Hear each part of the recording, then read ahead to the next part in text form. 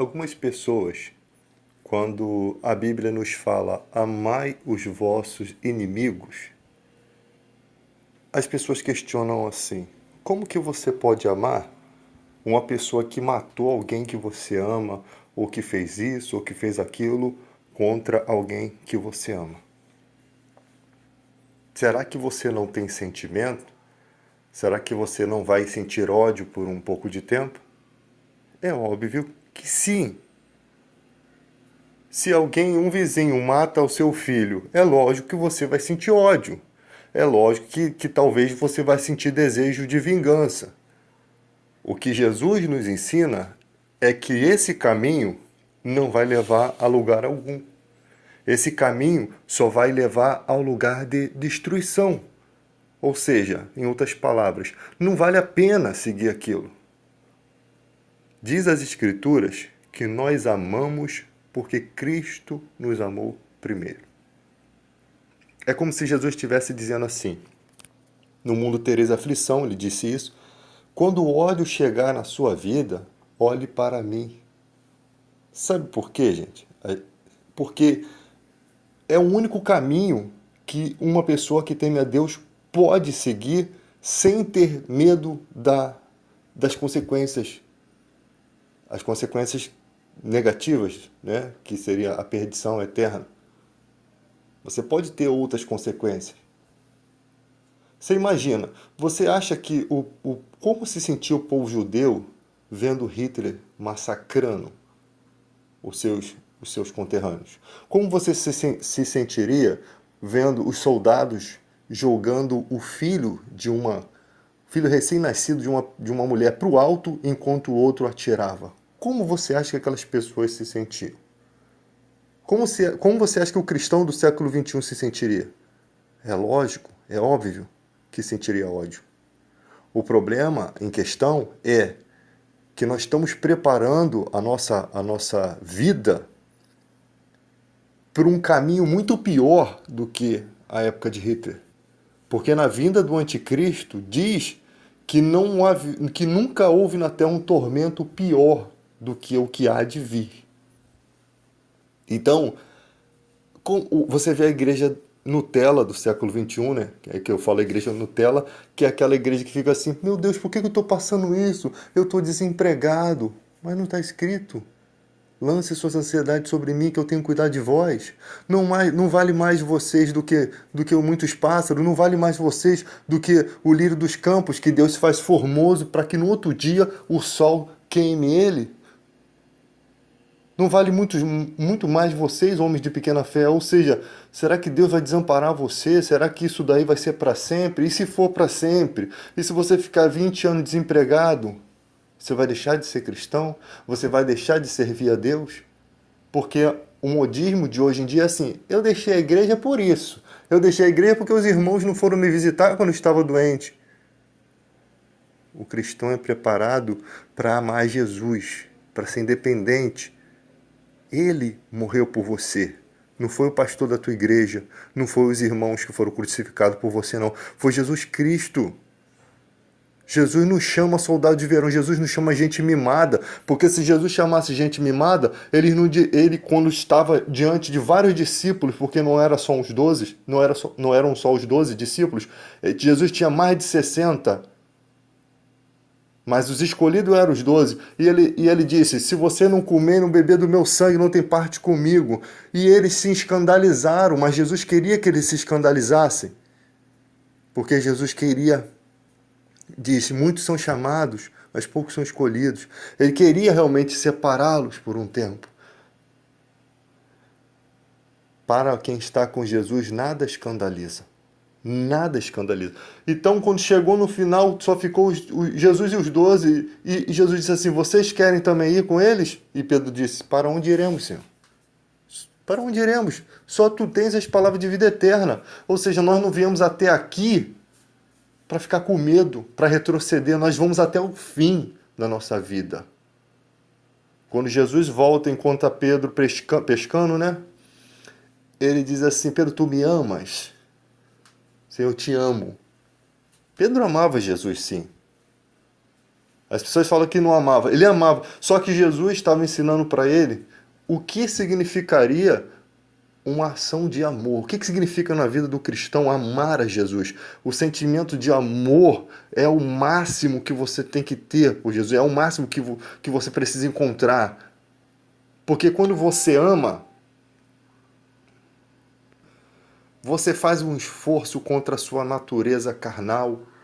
Você faz um esforço para respeitar a sua esposa, você faz um esforço para respeitar as pessoas, você faz um esforço para honrar os seus compromissos. Isso é amar a Jesus, é representar a Jesus com a sua vida. Isso é amar. Quem não me ama não faz os meus ensinamentos, mas quem me ama faz. Ou seja, é difícil sim. Você vai ver poucas pessoas. A porta da perdição é larga, mas o caminho da salvação é estreito. São poucos os que acertam nesse caminho.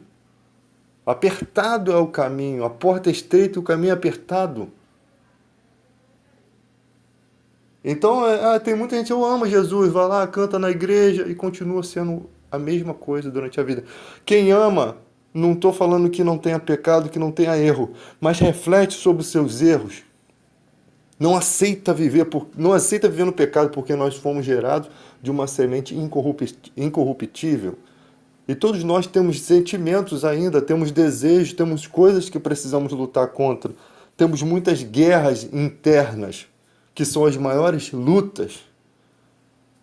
Né? Como Paulo disse, o querer bem está em mim, não porém o efetuar. O bem que quero fazer não faço, o mal que não quero, esse sim o faço, o miserável homem que sou.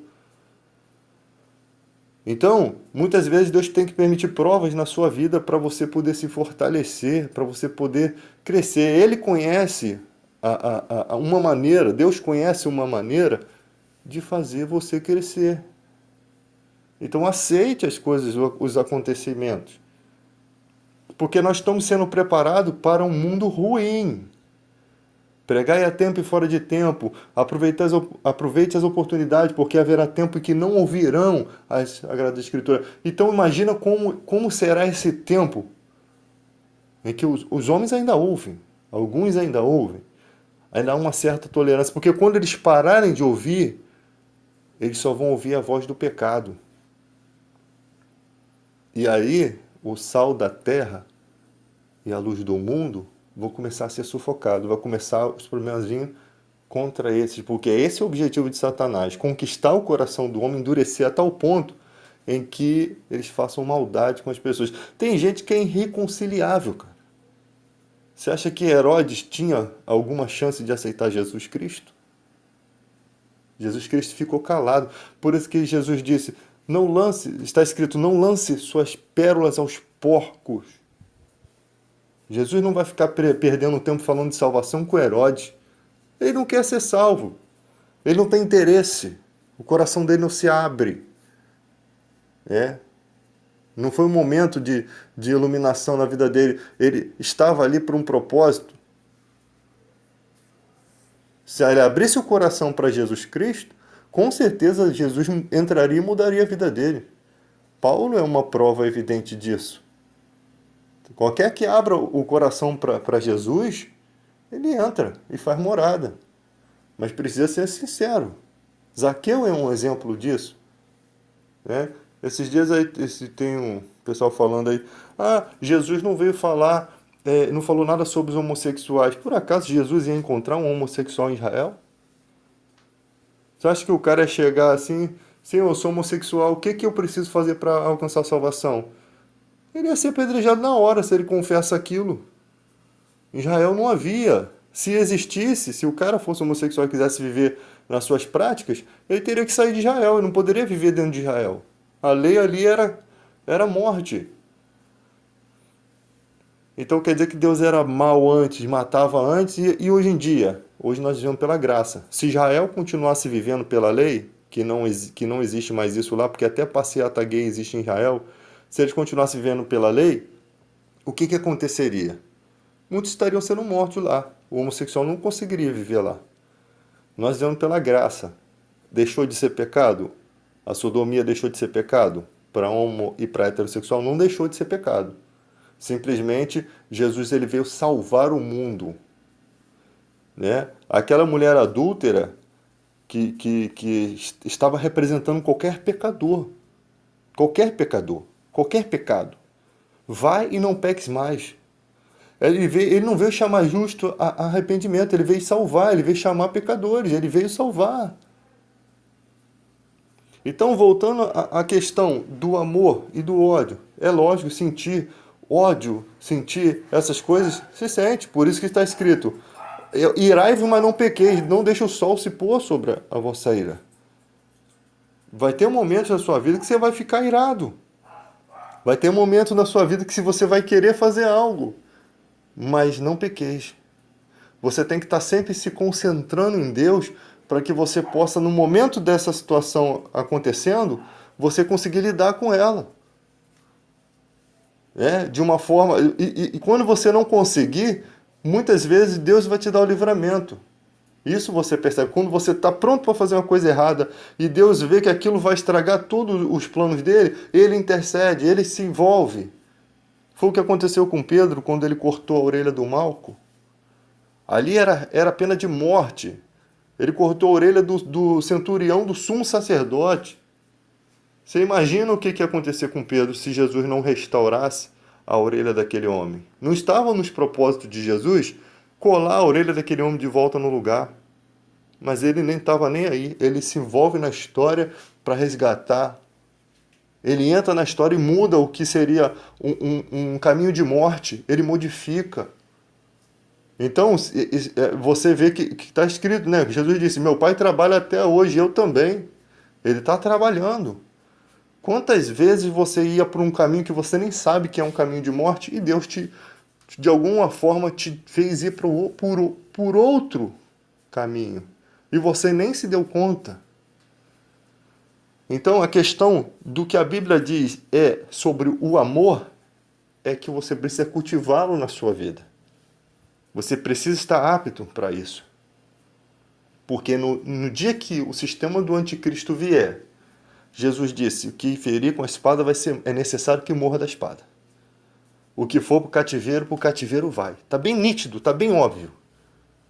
Não adianta a gente descobrir quem é o anticristo, a gente já sabe o que vai acontecer.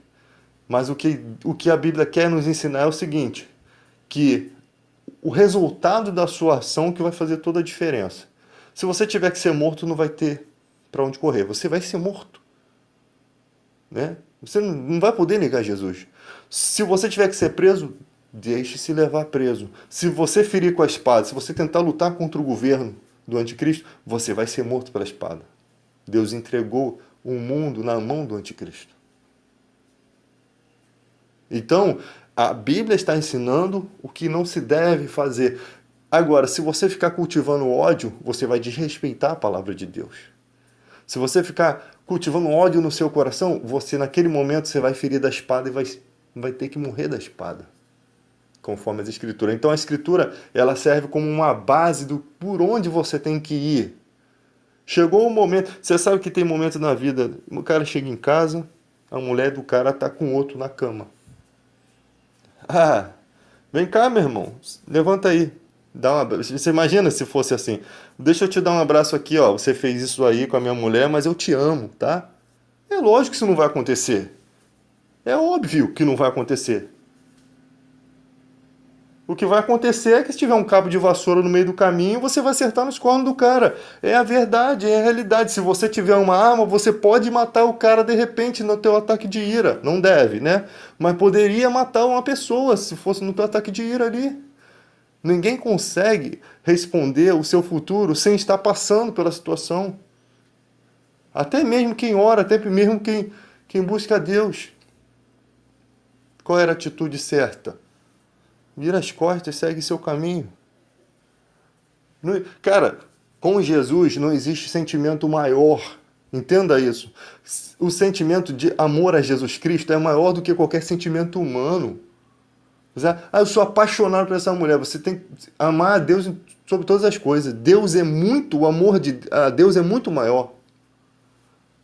Esses dias, há um tempo atrás, eu não sou ninguém para estar dando esse conselho aqui, mas eu estou pautando os conselhos na palavra de Deus. Não sou um grande pregador como os caras aí. Também nem me importo com isso. O importante é a gente falar o que está no nosso coração. Eu estava dando um conselho num vídeo anterior em que como que é o pensamento humano, né? Isso daí foram anos de estudo com pessoas. Como que é o meu estudo? Pessoas que eu conheço que relatam as coisas e eu vou absorvendo esses estudos, né? E Deus me guia por esse caminho para me saber falar quando eu preciso usar numa pregação, né? Como diz a palavra do Senhor, ainda que o nosso homem exterior se corrompa, né, se envelheça, o nosso homem interior se renova a cada dia. A cada dia a gente cresce em poder de sabedoria, né? A gente consola com a mesma consolação que somos consolados, né? Então, eu tinha uma pessoa que eu conhecia no ônibus que ele disse assim, que ele largou a esposa e ele conseguiu e ficou com outra menina, né? E o que aconteceu? Quando ele queria deixar aquela menina que ele traiu a esposa, né? Quando ele queria deixar, ele foi numa aventura, ele quis voltar. Quando ele voltou, ele descobriu que a esposa dele tinha ficado com outra pessoa. E mesmo ele querendo voltar, ele ficou impedido. Por quê? Porque essa pessoa que essa ex-esposa dele ficou era alguém que morava na rua dele ou era algum conhecido dele. Então, o que você tira de ensinamento disso? Às vezes, olha a atitude, como é que é a situação. Uma pessoa está namorando. De repente, o noivo dela, o marido dela, o namorado dela, começa a trair, arruma outra pessoa e vai embora. O que essa pessoa que ficou faz? Ela, para não ficar por baixo, começa a sair com outra pessoa. Muitas vezes, para não ficar sozinha, né? Ela não se envolve com outra pessoa porque gosta, não. Ela se envolve, tipo assim, para mostrar que não está jogada fora. Ou para mostrar para o outro que ele perdeu, sabe? É uns pensamentos meio tolo que o ser humano tem. Ela se envolve com uma pessoa que ela nem gosta. Como seria o procedimento correto de acordo com a pessoa que ama a Deus sobre todas as coisas? Aquela pessoa se foi, busque em Deus força. Busque em Deus. Se você ama aquela pessoa, se você ama, nenhuma outra vai preencher aquele lugar que deixou, que aquela pessoa deixou. Então você luta em oração. Faz aquilo que pouca gente faz. Busque em oração, luta. E se você não vencer, porque pode acontecer de você não vencer essa batalha. Não estou aqui para dizer que tudo vai dar um resultado positivo, né? Até porque cada vida segue o seu ritmo, o seu rumo. Mas você tem uma chance. Então lute, lute, lute, lute e se mantenha pura, se mantenha pura. Se aquela pessoa não voltar, ela pode até voltar transformada, Deus abençoar, sim. Eu creio nisso, o poder da oração, eu creio. Mas se ela não voltar, com certeza Deus não vai deixar o seu coração desamparado. Ele não pode ser menor do que o sentimento humano, gente. O poder de Deus não pode ser mais fraco do que qualquer coisa que tem aqui na terra. Ele é Deus. Ele é amor. Ele vê a sua fraqueza, ele vê a sua dificuldade, a sua necessidade. Ele visita você no tempo da angústia. Tem gente vivendo sozinha aí a vida toda, mas nem sente mais falta de ninguém. Por quê? Porque Deus se faz presente como amigo. Então, enquanto você não tem aquela pessoa iluminada por Deus, viva com Deus, case com Deus. É esse o caminho. Porque é melhor viver só do que mal acompanhado. É lógico que você não está só, você está bem acompanhado com Deus.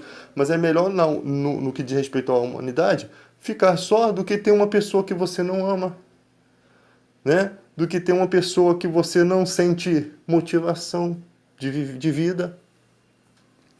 É por isso que eu falo assim, a pessoa quer casar, por que quer casar? Ah, eu quero casar para sair de casa. Eu quero casar para não ficar sozinho. Eu quero casar... Tem gente que sabe que aquela pessoa não gosta dela, mas ela faz de tudo. Ela sabe que aquela pessoa ama o dinheiro dela, ama a condição financeira dela, sabe? Então ela acha que vai resolver a vida. Olha, não resolve. Amor não se compra. Sentimento tem que ser... É bacana quando a pessoa gosta de você, quando a pessoa luta por você. Pessoa que não faz nem questão, brigou, não faz nem questão de falar. Que amor é esse? Que eu saiba, Alguém tem que dar o braço a torcer sempre. Você sabe que tem casais que ficaram separados e foram embora simplesmente por conta do orgulho. A pessoa depois de anos pensa assim, porra, e se eu tivesse lá? Poxa, e se eu tivesse tentado? Tente com todas as suas forças, sabe para quê? Para você depois não ficar na dúvida. Cara, não é vergonhoso isso, lutar por uma pessoa que você ama. Não é vergonhoso. Só tá entre vocês dois. Lute até onde der, sabe por quê? Porque depois que não, se não der certo, você fala assim, pelo menos eu tenho certeza de que da minha parte eu tentei todas as coisas. E você sabe que tem gente que espera que você lute. Tem gente que quer ver a sua luta. E depois, às vezes, as coisas invertem. Você luta hoje, amanhã você que está com o coração orgulhoso e a outra pessoa luta por você. E dá tudo certo. Então, se os casais fossem menos orgulhosos, hoje em dia não estaria um número tão grande de pessoas vivendo separadas que se amaram muito, que iriam dar certo, mas que o diabo tem atrapalhado. Né? Vocês que ouvem o meu canal, vocês sabem como é que é meu tipo de pregação. Eu não foco um assunto, eu vou pregando o que vai na mente. Né? O Espírito Santo tem liberdade, tem liberdade para falar o que quer. Né? Existe parte daquilo que você imagina, que você pensa, e existe a inspiração do Espírito Santo que vem e desvia alguns focos do que você está levando como mensagem, pelo propósito dele, para falar com você, para falar o seu coração. Né? Então, gente, você percebe que na questão do amor, também foi relatada a questão da homossexualidade. Né? A igreja discute muito sobre isso. E tem gente que já botou na cabeça dos cristãos que a homossexualidade é uma escolha. Não pode ser uma escolha. Porque senão, como é que um cara que é heterossexual vai escolher ser gay? Diz pra mim isso, não tem lógica. Realmente a pessoa sente esses desejos. Agora, o que a igreja tem a oferecer? A Bíblia diz que aquele que está em Cristo é nova criatura. Que se o Filho vos libertar, verdadeiramente sereis livre.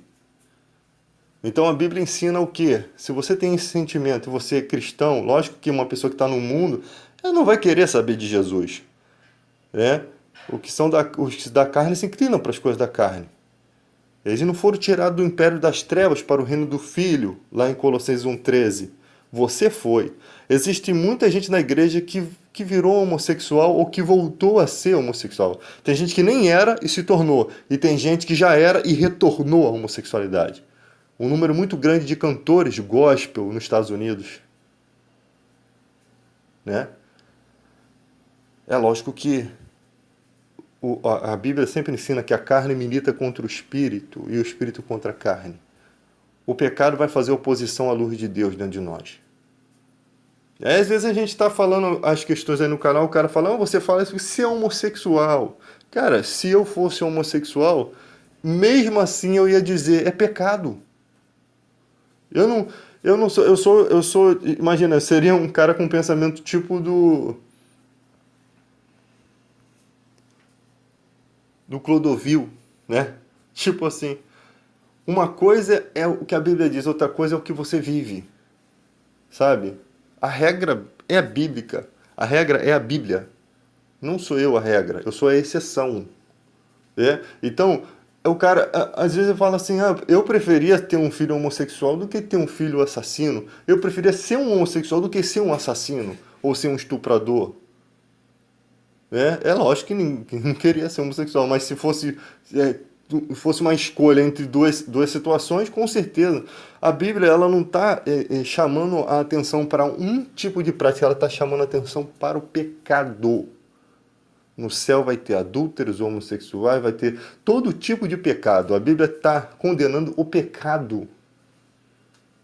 Jesus veio salvar, ele quer purificar esses pecados. Ele morreu por esses pecados. Então, um cara que é cristão, que está sentindo o desejo homossexual, primeiro, ele não pode ser obreiro, nem presbítero, nem pastor de igreja. Não pode.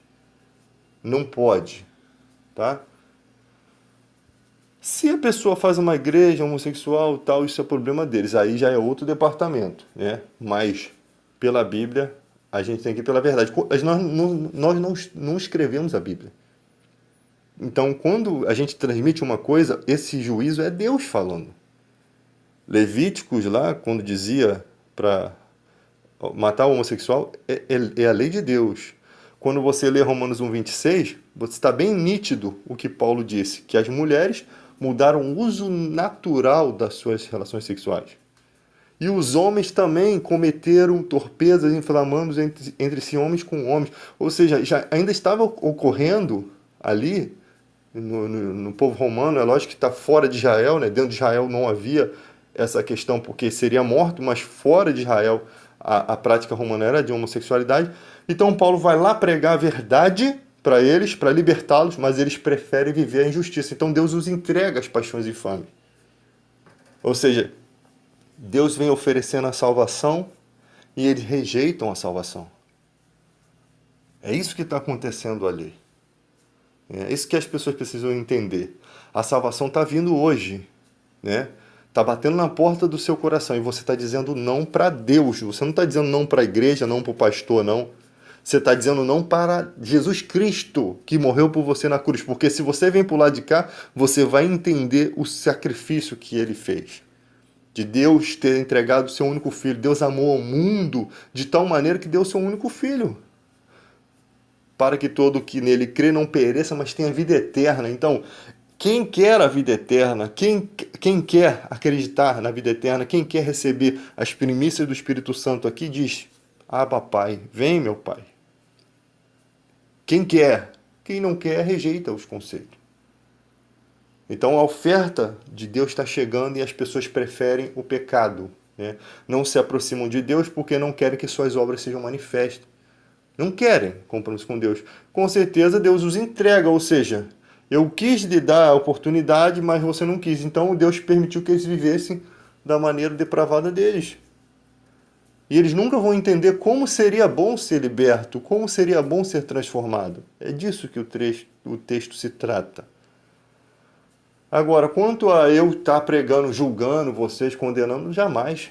Jamais. Sabe por quê? Se matam tantos homossexuais hoje em dia e nem tem nada Jesus falando ali, imagina se Jesus falasse alguma coisa para um homossexual, quantas pessoas seriam guiadas a fazer maldade com as pessoas? Né?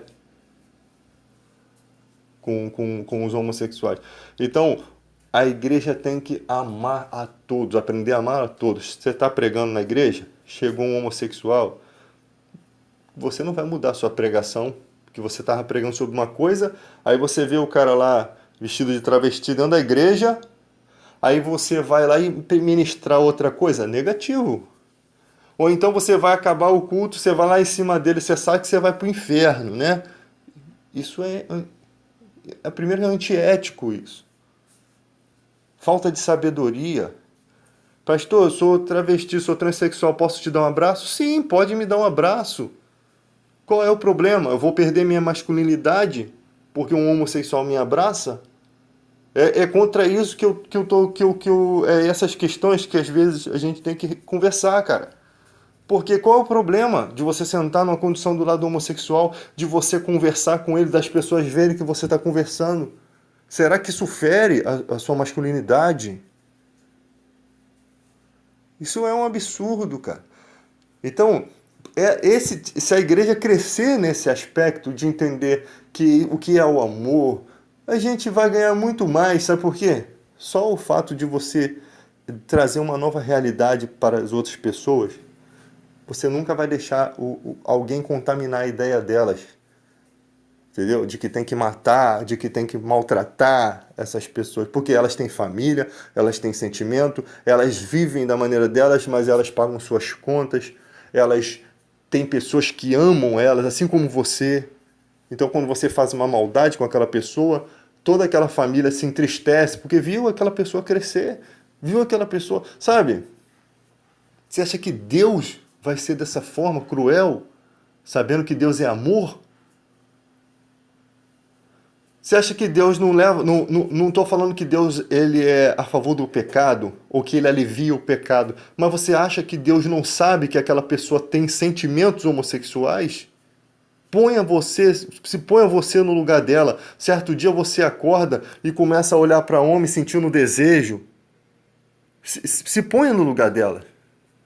E você não conseguir refrear esses desejos. Não se sabe por que se surgiu esses desejos. Não se sabe por quê. Fora aqueles que foram abusados sexualmente, que seguiram esse desejo porque aquele abuso causou alguma coisa. Aí a pessoa diz, isso é demônio. Eu não sei o que é. Eu só sei que há uma consequência na vida daquela pessoa. Eu só sei que aquela pessoa está fazendo escolhas baseadas em sentimentos. Eu só sei que psicólogos não podem resolver o problema delas porque a psicologia impede o conselho de psicologia impede essas pessoas de tentarem resolver até aqueles que querem deixar. Então quem vai resolver esse problema? Quem não quer deixar de ser homossexual não vai deixar, mas e aqueles que querem? Quem vai resolver esse problema? Só Jesus Cristo. Só Jesus. Só Jesus. Elas só podem contar com Jesus. Elas só podem contar com a pregação. A fé vem por ouvir a pregação da palavra. Elas só podem deixar a pregação entrar e dizer assim, Senhor, você sabe que eu sou pecador, você sabe que eu tenho esses desejos, eu não quero, arranca isso de mim. Não é assim que todo cristão faz quando está sofrendo na carne por outros desejos? Você acha que o sangue de Jesus também não cobre esses pecados? Você acha que o sangue de Jesus também não está interessado em purificar essas pessoas? Ele não faz acepção de pessoas. Ele não faz acepção nenhuma de pessoas. Então pare de ser medíocre. Eu não aceito um povo do século XXI ser tão medíocre, estúpido como a gente vê hoje dentro da igreja. Se vocês não fossem tão estúpidos, vocês não teriam colocado esse cara no poder, esse tal de Bolsonaro. E eu falo mesmo porque eu não estou aqui para poder ficar falando como Paulo. Eu não estou aqui para receber glória de homem, eu não estou aqui para falar palavras que agradem. Eu estou aqui para falar a verdade. O resto você já conhece no meu canal, não vou nem tocar mais nesse assunto de política aqui. Nesse momento, não estou com vontade. Já falei o que tinha que falar. Né? E como eu falo, o que eu disse está dizido. É desse jeito, o que eu disse está dizido, né? Foi uma brincadeira de falar. O que eu falei está falido. Então é assim, conversar a respeito da vida, conversar a respeito das ações, conversar a respeito do comportamento humano. Isso tudo de respeito à palavra de Deus. Ela não tem limites, ela invade, ela vai e muda ideias, muda pensamentos, destrona comportamentos, pensamentos inúteis e egoístas. Aí a igreja precisa crescer no aspecto de que é julgamento. Ah, você não pode falar da minha igreja, você não pode... Claro que eu posso. Fui chamado nós somos embaixadores de Cristo, como se Cristo rogasse por nós. Se nós conhecemos a palavra de Deus, nós podemos dizer que aquilo está certo ou está errado. É botar a ordem na casa do Senhor. Sabe por quê? Porque somos discípulos de Cristo, apóstolos de Cristo, seguidores. Se Jesus estivesse aqui, estaria fazendo o que nós estamos fazendo, combatendo heresias dentro da igreja, chicoteando muitos cambistas, né? Estaria repreendendo muita gente. Senhor, em teu nome não fizemos isso, afastai-vos de mim. Eu nunca vos conheci.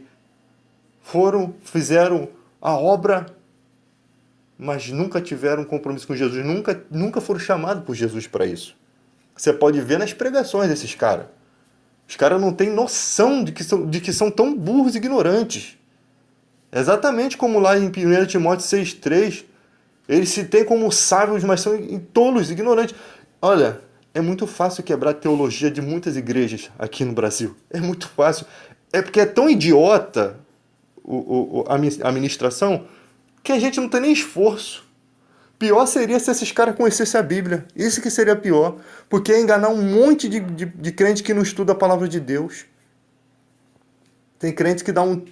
É igual aula de tiro. Dá um tiro pro alvo, acerta o teto. Ele pega um versículo bíblico, ele joga ali. É como se você pegasse, sabe, uma coisa que não tem nada a ver, tu joga num assunto. Aí você percebe como o cara é tolo. Como o cara sabe que ele não tem nada a ver. Ele acha que tá, ó, conhecimento bíblico. Ele acha que é bom. Chega na hora ali, ele não tem um comentário bíblico. Ele não sabe o que está escrito na palavra do Senhor. Uns foram chamados para pastores, evangelistas e mestres. Existem mestres, existem pessoas PhDs em teologia que te dão mastigado um texto bíblico, que te explicam o significado daquilo. Não, mas ele não se preocupou em aprender, não. Ele jogou ali. Né? Ele jogou ali porque ele acha que conhece. Tem que ter chamado, amigo. Ou você respeita o seu chamado e cresce na graça e no conhecimento, porque ou você vai ficar aí a vida toda jogando palavras que não tem poder nenhum, esmurrando o vento, como Paulo disse, eu não combato o bom combate esmurrando o vento. Né? Nós não estamos mais no evangelismo de panfleto, nós estamos no evangelismo disso aqui, ó, de conversar a realidade, traz para cá o problema, vamos resolver. O cristão, ele tem que ser assim. Ele não é igual às outras religiões que muitas vezes estão trancadas, aí você vem falar uma coisa, não, a gente não quer saber disso aqui, não. Isso aqui, não precisa mais falar nada, não. Não, nós estamos aqui abertos para ouvir o que você tem a falar e para combater, sabe por quê? Porque o obreiro tem que saber manejar bem a palavra de Deus. Ele tem que saber defender a origem da sua fé. Isso está escrito. Ah, mas a minha igreja é diferente, cada um tem sua fé negativa, há uma só fé, um só Espírito. Eu sempre prego isso, há uma só fé, uma só maneira de crer e um só Espírito Santo sobre todas as igrejas. Então, o que eu prego aqui, eu quero ver todas as igrejas aí, de 1 milhão de igrejas, eu quero ver quantas vão dizer que eu estou errado.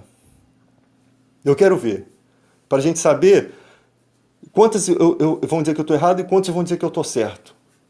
Aí eu quero saber em quais atua o Espírito Santo e quais não consegue reconhecer a voz de Deus quando ouve. Porque está escrito, falais toda a mesma coisa. Nós não podemos ter discurso diferente. Nós temos a mesma Bíblia, o mesmo ensinamento. Você não vê professor de geografia explicando as coisas de forma diferente. Nem de história, nem de literatura, porque eles estão baseados nos mesmos ensinamentos. E na Bíblia é a mesma coisa. É por conta dessa tolice que muitas autoridades, muitos advogados, muita gente inteligente não acredita em Deus. Por quê? Porque o povo fica se vitimizando. O povo não cresce. O poder que está nas Escrituras é maior, de ensinamento, é maior do que qualquer livro de direito. É muito maior do que qualquer argumento de juiz. Isso, eles têm a lei fundamentada. A lei está fundamentada nos princípios de Deus. Só que o que nós estamos pregando aqui é muito diferente, porque nós pregamos coisas espirituais. Imagina, você é um advogado, é inteligente, é ateu. Você consegue expulsar o demônio de você mesmo se você tiver numa manifestação? Se seu filho tiver endemoniado, o seu livro de direito, eu te expulso em nome de Herbert Richard, sei lá, estou brincando aqui. Eu te expulso em nome de Freud, né, da psicologia. Eu te expulso em nome de não sei quem, Mr. Bean, sei lá. Tu acha que o demônio vai sair? É? Eu te expulso em nome de Freud, em nome do pai da ciência. Eu te expulso em nome de Albert Einstein. Tu acha que o demônio vai sair do seu filho? Não vai. Sabe por quê? Porque o ensinamento da igreja é um ensinamento espiritual. O ensinamento da igreja é um ensinamento divino. Agora, eu acho que essas coisas, às vezes, não tem acontecido porque a igreja não tem crescido na graça. Ela só cresceu no conhecimento. O que cresceu é tipo assim: tem gente que não cresceu nem na graça nem no conhecimento. Tem gente que só cresceu na graça, vivia uma vida santa, mas não cresceu no conhecimento. Ele consegue salvar a si mesmo, não consegue salvar ninguém. E tem gente que só cresceu no conhecimento. No meu caso, por exemplo, eu tenho que crescer muito na graça, eu tenho que orar mais, jejuar, eu tenho que me consagrar, eu tenho que pensar mais em Deus. Eu conheço as minhas fragilidades. Eu conheço o que eu preciso crescer. Você cresce no conhecimento, mas a graça tem que acompanhar, porque é a graça que dá poder, né? A graça, a oração, a comunhão. Quando Jesus se explicou para os discípulos sobre a questão lá do jovem que o demônio lançava na água e no fogo, que ele disse: essa caixa de demônios só sai com jejum e oração, é exatamente isso. Eles cresceram no conhecimento, eles sabiam que o nome de Jesus podia fazer as coisas. E até aquele momento estavam ali, ó, expulsando demônio, até que chegou uma classe de demônios mais poderosa, e eles não tinham crescido na graça porque eles ainda não entendiam aquilo. Eles achavam que tudo ia ser sempre fácil. E Jesus disse: esse tipo não. Essa raça é braba. Esse tipo aqui tem que crescer na graça. Esse tipo aqui é com jejum e oração, joelho no chão, oração. No mundo de hoje, de entretenimento, tu não reza nem para comer, tu não ajoelha nem por 3 segundos, você não sai do sofá nem por meia hora. Muitas vezes, falo até por mim, não só por vocês, a nossa vida em relação a Deus, ela,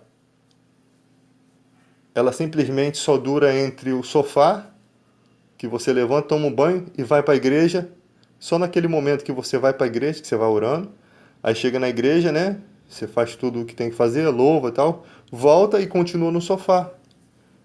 Continua vivendo sem a graça. A graça é um riso temporário. É só um sorriso para Deus que você dá. É um riso temporário. Então, não tem poder.